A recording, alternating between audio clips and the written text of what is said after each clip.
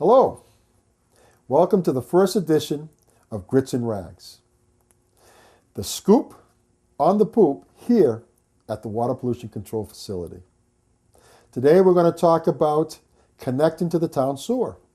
We're going to talk about responsibilities of the homeowner, responsibilities of the contractor, also known as the drain layer, responsibilities of us here at the Water Pollution Control Facility.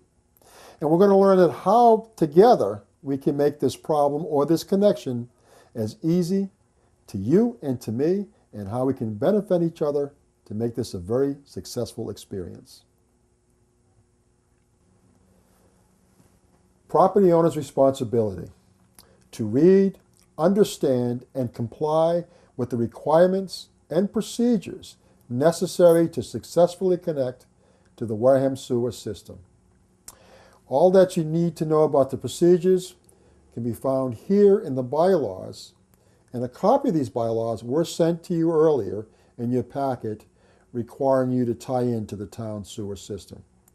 If you've misplaced these bylaws or need another copy, you can go to the town's website and you can obtain a copy. If you don't have a computer, call us or even stop by and we'll see that you get a copy of the bylaws. To hire an installer, also known as a contractor, only from a list of approved installers obtained from the Water Pollution Control Facility. If you have any questions, please call us at 1-508-295-6144 and we'll certainly see that you get another list. Another responsibility of the homeowner is to monitor the work being done by the installer that you hired. That's important because you hired the installer and you know what you both agreed upon. To ensure that the contractor does not block driveways or the street door installations is another responsibility of the homeowner. Emergency vehicles and others must be able to move on the street at all times. The contractor you hire is going to come to your site with a ton of equipment. He's bringing dump trucks, trailers, he's bringing small vehicles, hand tools, pumps, a multitude of things that he needs to complete the installation on your property. If you can get him off the road and make a place for him to park, it would be greatly appreciated. Because we do need to keep the road clear for emergency vehicles if your neighbor needs to use the emergency personnel, or if you need emergency vehicles to your property. So to help us assure that the roads are clear for emergency vehicles and others, help your contractor get off the road. It would be very helpful to provide the contractor with the location of your septic system or your cesspool. What this will do for you and your contractor is give them direct location and minimize the damage to your backyard. Think of it this way. He has to go find it. He takes his machine, he follows the pipe, and he's digging many holes. So that means there's many holes in your backyard. So if you can tell him exactly where it is, it'll save him time and it'll save you having to reseed your entire backyard. So help him when you can. If you know where your septic system is, tell him. Now remember, it's important that you obtain the agreements with the contractor in writing. If it isn't in writing, then it's not so. So get it in writing. To secure the necessary financing to complete the installation is the responsibility of the homeowner. Now, what's important is that money may be available. So if you call the Community and Economic Development Authority, also known as CEDAR, and they can give you all the information that you would need as to the qualifications, the programs available, and how you go about applying for any type of financial assistance that you may need. Now to contact them, you call 291-3100, extension 3170. and they'll be able to take care of all your questions. And hopefully they can help you. Now that we've completed the responsibilities of the homeowners, it's time to move on to the responsibilities of the contractor. Please keep in mind that we're talking about the minimal responsibilities of the contractor as we did with the homeowners. So if you have any questions, give us a call and we'll be sure to answer them. So now let's move on to what the responsibilities are of the contractor. It is the contractor's responsibility to meet certain requirements established by the Water Pollution Control Facility before being added to the list of approved installers. This is a list of approved installers, and to be added to our list, the Water Pollution Control Facility follows the guidelines established in the bylaws of the town of Wareham. So the installer must meet the criteria in the bylaws to be added to the list that you have in your hand. Again, if you need another list, please give us a call and we'll provide one for you. Another responsibility of the contractor is to provide a quote to the property owner, which includes currently approved rules and regulations, technical memorandums, and appropriate town bylaws for sewer connections. Here's an example of rules and regulations that the installer must follow, and he uses these guidelines to help with his quote. He also follows the guidelines of memorandums, and again, he uses these to help him with his quote.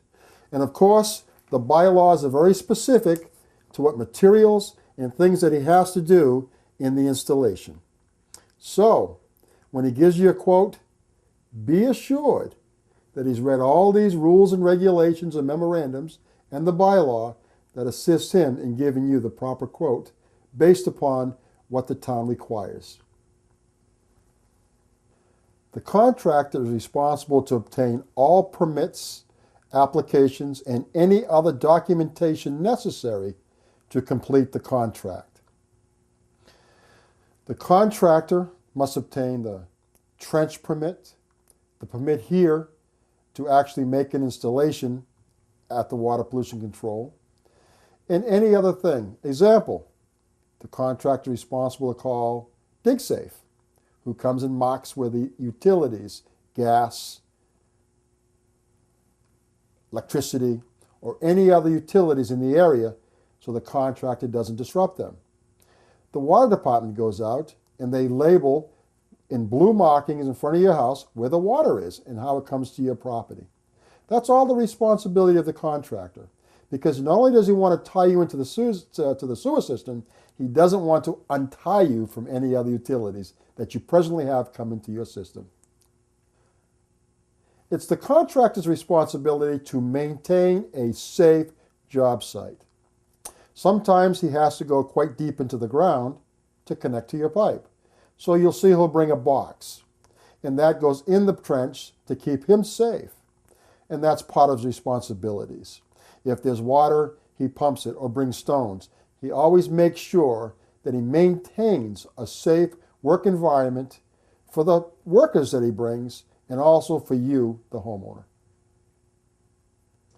The contractor is responsible to connect to the 4-inch soil pipe outside the foundation wall.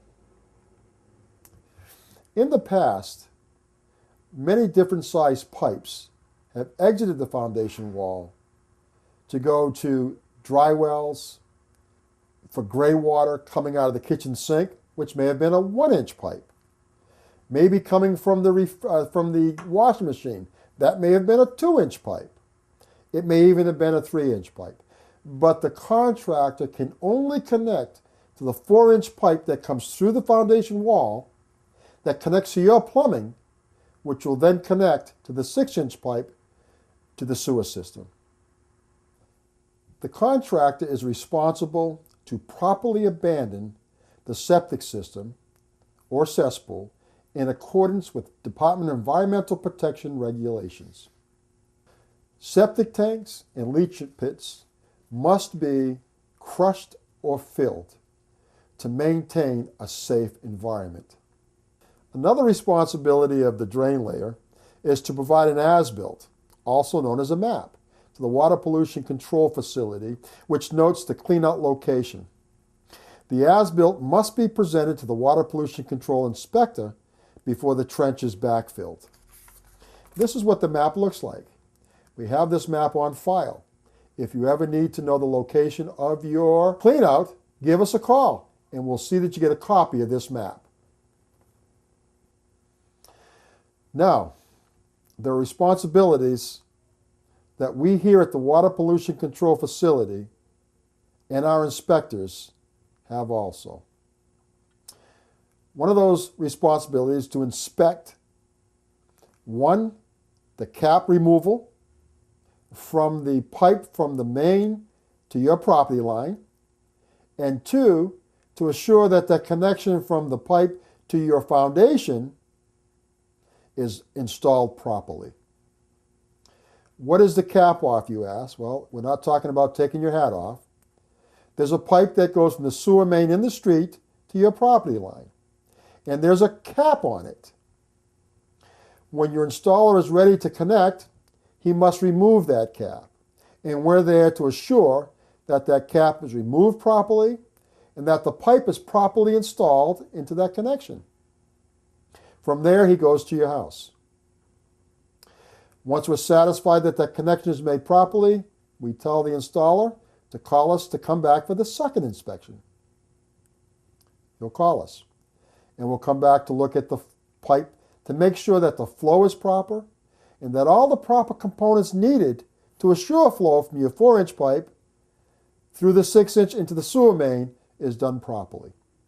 If there's any questions or concerns by the contractor, or maybe even you, the homeowner, the inspector is there to answer those questions.